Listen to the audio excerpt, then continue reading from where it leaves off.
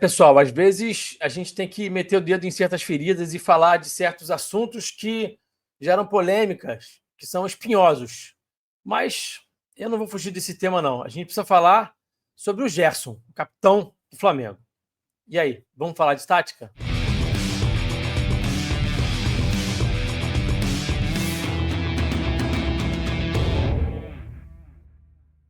Sejam todos bem-vindos a mais um vídeo aqui no canal falando de tática. Antes da gente seguir para o conteúdo de hoje, para a análise de hoje, eu quero pedir para você deixar o like no vídeo, obviamente. É muito importante que você deixe o seu like, ajuda muito aqui no nosso crescimento. Também peço que você se inscreva no canal, muito importante que você se inscreva para que a gente possa crescer aqui na plataforma também. E te convido a virar membro do canal falando de tática, você vai pagar pouquíssimo, vai pagar a partir de somente R$ 5 por mês. Vai ter muitos benefícios em troca. Clica aqui em Seja Membro que você vai descobrir que benefícios são esses.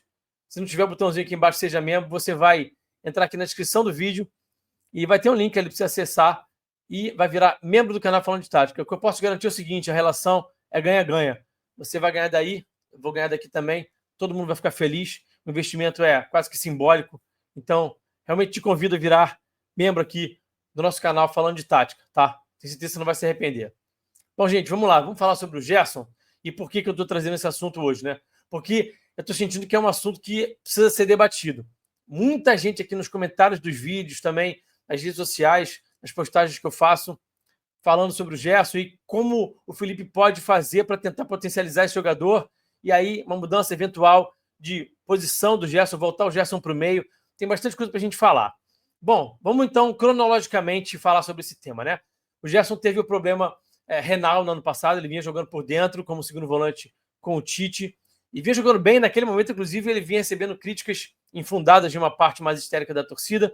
Vinha jogando bem, começou bem o ano, teve um problema renal e o Tite tinha colocado o De La Cruz como um falso ponta, como um ponta aberto pela direita, um meia, né, construtor ali aberto pela direita, trabalhando de fora para dentro. Não estava funcionando muito bem também, o Gerson tem um problema, ele traz o De La Cruz para dentro. O De La Cruz rende muito bem, o De La Cruz joga muito bem nessa função, já logo de cara ali com o Tite, sendo um cara que jogava ali do lado do Pulgar e que fica mais fora do bloco, acha muito o Arrasca entre linhas, acha passe cavado, acha diagonal longa, acha os jogadores mais adiantado no campo de jogo, finaliza de média distância, faz muito bem as coberturas também, salto da pressão, muito importante para recuperar as bolas. Então, ele se mostrou um cara muito eficiente jogando nessa função já com o Tite. Então, quando o Gerson volta, não cabia muito tirar o De La Cruz dali. Não fazia sentido, ele está muito bem. E eu fui um dos entusiastas de colocar o Gerson aberto pela direita. Naquele momento fazia total sentido. E eu imaginava o Gerson pela direita como um cara um pouco mais incisivo, um pouco mais agressivo do que ele tem sido. Então, era um Gerson, digamos assim, hipotético, que eu imaginava que poderia render naquela função pelos indicadores de desempenho do Gerson. Que indicadores de desempenho são esses, né? Capacidade de jogar de costas. Acho que o Gerson tem jogado pouco de costas como um ponta. O ponta tem essa premissa de jogar de costas e acionar o lateral, por exemplo, de primeira, de jogar de costas e girar para dentro e gerar jogo. O Gerson tem um ótimo jogo de costas, por exemplo, e não tem sido utilizado pelo Felipe, e também era pouco utilizado pelo próprio Tite no ano passado, né? Então, eu acho que o Gerson, de alguma forma, não tem sido muito potencializado também em algumas dinâmicas que os treinadores não estão entregando para ele, como o jogo de costas, por exemplo. Estão ele fazendo dele um meia, e sim, ele tem característica de meia, ele é um meio-campista, mas o Gerson é um jogador que também se vira bem em espaço de força. Ele vai bem aberto, porque ele tem drible, ele tem 1-1, ele pode trabalhar um pouco mais aberto em alguns momentos para entregar o meio espaço. Já falei isso com vocês várias vezes aqui no canal, que acompanha mais tempo sabe disso. Entregar aquele corredor mais interno ali, entre o corredor central e o corredor lateral, para o Wesley ultrapassar por ali e ele acionar o Wesley, para o Wesley poder fazer um cruzamento um pouco mais curto, não tem que botar tanta força. O Gerson é um cara que sustenta muitos dos duelos, ele pode jogar em espaço de força em corredor lateral. Mas olhando agora para o trabalho do Felipe especificamente, ele tem sido um meia, praticamente. Ele parte da direita para dentro, ali joga como um ponta construtor no 4-2-3-1, aberto pela direita, mas vem jogar como meia por dentro. E aí, gente, é o seguinte, vamos tocar agora na ferida. Um jogador que joga tão avançado como o Gerson tem jogado, como um ponta pela direita, um ponta construtor, esses jogadores pontas, meio atacante, camisa 10 e o 9, esses caras precisam entregar números. Que tipo de número, Rafa? Gol e assistência. Eu não gosto de olhar o jogo pelo viés dos números. É claro que os números contam só uma parte da história. Se a gente torturar os números, eles nos contam a história que a gente quiser, como diz o genial Lúcio de Castro. E ele está certo. Então, a gente não pode só olhar para número quando a gente analisa futebol. Mas, jogador que joga avançado, os 2 pontas, o 10 e o 9, precisam entregar números de gols e assistências. No final do ano, tem que ter número significativo de gols e assistências. Senão, não está ajudando o time. Senão, não está potencializando a parte ofensiva do time. Entendem onde é que eu quero chegar? E aí, é claro que todo mundo sabe que o Gerson é um jogador que tem dificuldade em ter números mais significativos. Vou até olhar aqui uma colinha que eu preparei aqui, números do Transfer Market, né? No ano passado, no Brasileiro do ano passado, ele jogou o ano inteiro quase todo como meio aberto, como esse ponta construtor, campeonato quase todo, praticamente todo. 32 jogos, só 3 gols e 6 assistências. Até em 23, que ele jogou aberto pela esquerda, jogou mais por dentro, tinha o São Paulo ali que conseguia potencializá-lo, ele teve números melhores, 32 jogos também, 5 gols e 8 assistências. Foi melhor em termos de números. A melhor fase do Gerson em termos de números de gols e assistências foi no Olympique de Marseille com o São Paulo, jogando aberto pela esquerda, 35 jogos, 9 gols e 7 assistências. Quase meia participação em gol por jogo, né? Cada 2 jogos, praticamente, participava de um gol. Os números totais do Gerson são bem tímidos. Ele tem 435 jogos na carreira, 41 gols somente e 52 assistências. Ele tem basicamente uma participação em gol a cada 5 jogos, quase, um pouquinho menos do que isso. Então, são números modestos. Então, ele é um jogador de números modestos.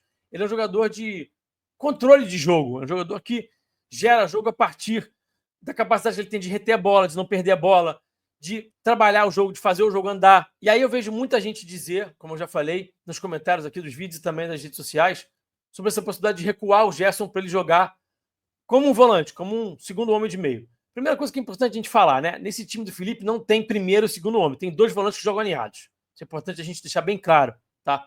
E o Felipe não vai abrir mão disso e a gente tem que respeitar também as convicções do Felipe. O Felipe tem as suas convicções e não tem que ficar também mudando de opinião a toda hora. O técnico tem direito de ter algumas convicções, de ter um modelo de jogo, de uma estrutura que ele acha que faz sentido, que ele vai usar.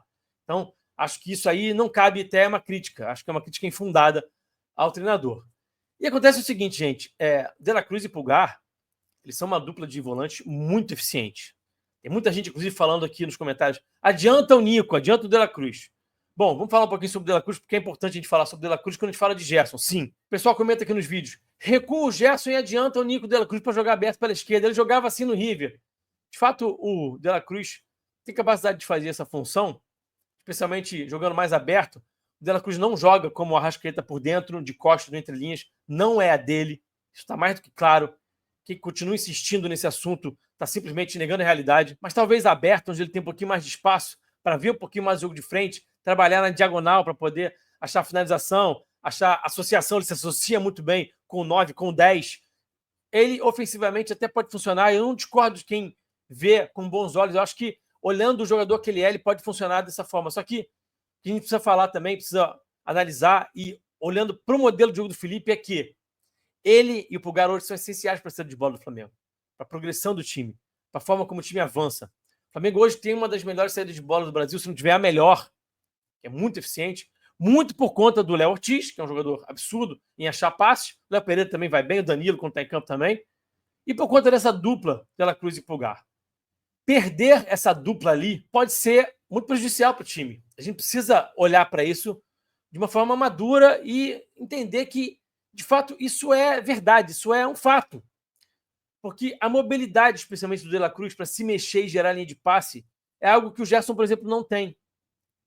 E o Felipe precisa de um jogador móvel para achar as costas do adversário e receber a bola em condições de avançar. Essa capacidade, por exemplo, que o Nico tem de receber, girar e jogar, conduzir com velocidade, o Gerson não tem. O Gerson tem uma outra forma de interpretar essa função, que é jogar com o pivô, usar o corpo, girar e avançar. É uma outra forma que também é eficiente, mas que o Felipe talvez entenda que não seja melhor para o modelo de jogo dele. E volto a dizer, a gente precisa respeitar o modelo de jogo do Felipe. E aí eu vejo muita gente falando assim, não, então revés do De La Cruz com o Gerson. Eu tenho minhas dúvidas sobre isso, porque o Gerson é um jogador muito importante dentro do elenco, como capitão, como líder, como ídolo da torcida. E ter o Gerson como um cara que vai revezar, que não vai ser um titular ali quase que absoluto, pode ser um problema para o Felipe, em termos de gestão de elenco. Eu, particularmente, não vejo problema. Em não ter o Gerson como titular absoluto. Quando o Arrascaeta não estava bem esse ano, eu falei, olha, se for o caso do Arrascaeta ir para o banco e contribuir entrando 30 minutos no segundo tempo, que seja. O Felipe não tem que se prender a jogador nenhum, a torcida não tem que se prender a jogador nenhum. O campo fala, como dizia o Tite, né? Então, assim, o desempenho está acima de tudo. Mas a gente, olhando para o contexto do elenco e do Gerson ser o capitão do time, a gente precisa olhar para isso com certo cuidado. Volto a dizer, eu não tenho problema com isso. Eu acho que pode haver um revezamento ali entre Pulgar, De La Cruz e Gerson, mas isso é algo que tem que ser trabalhado com muita calma, com muito cuidado. Porque Gerson e Pulgar, por exemplo, não vão entregar para o Felipe essa mobilidade nas costas da primeira pressão do adversário. O Felipe teria ali 2 jogadores menos móveis, menos capazes de fazer esse para-brisa, esse pêndulo ali nas costas do adversário para poder gerar linha de passe. Então o Felipe teria que fazer uma mudança, uma adaptação para ter esses 2 caras jogando juntos. Eles podem jogar juntos, são 2 jogadoraços, inclusive, que podem entregar um jogo de mais força, de mais estatura, ali como volante. Eu não sou contra, não, essa ideia. Mas eu estou tentando pensar um pouquinho com a cabeça do Felipe também. E o De La Cruz, de fato, é um cara que faz muita diferença na saída de bola. Ele resolve muito problema na saída de bola com essa capacidade que ele tem de conduzir. Ele recebe, conduz e deixa o adversário para trás. Muito veloz. Então, gente, o grande X dessa questão é o seguinte. É um dilema, sim, e é uma decisão que está longe de ser simples para o Felipe.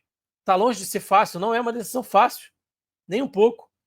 Porque o Gerson, trabalhando pelo lado direito ali, ele também entrega algumas coisas muito legais, como, por exemplo, a vantagem socioafetiva com o Wesley. Ele funciona muito bem. Tirar o Gerson de perto do Wesley ali pode ser um problema também. Então, a vida do treinador, ela é complicada, gente. É bem mais difícil do que parece. E é por isso que eles ganham tanta grana, porque eles têm que tomar decisões grandes e, às vezes, decisões que podem acarretar em derrotas, em o time perder rendimento, né? E, eventualmente, ele vai tomar decisões que vão fazer o time melhorar o rendimento. Essa é a vida do treinador.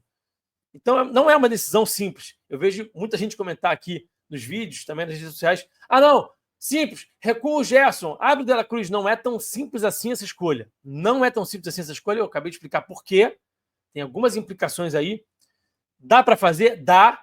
Especialmente porque os 2 pontas lá pelo lado esquerdo, os 2 pontos que jogam de pé trocado, os 2 pontas destros, Cebolinha e Michael, não vem bem. Então, o De La Cruz aberto ali até seria uma solução para um jogo mais eficiente por aquele lado, um jogador mais completo, mais capaz de tomar melhores decisões. De La Cruz, pelo menos para mim, né, é mais jogador do que o Cebolinha e o Michael. Então ele pode fazer essa função, fez no River, sim. Mas aí o Felipe teria que resolver um problema lá na saída de bola. E o Felipe valoriza muito a saída de bola. E a saída de bola, sim, é muito importante no futebol moderno. Hoje em dia, você precisa ter uma saída de bola limpa.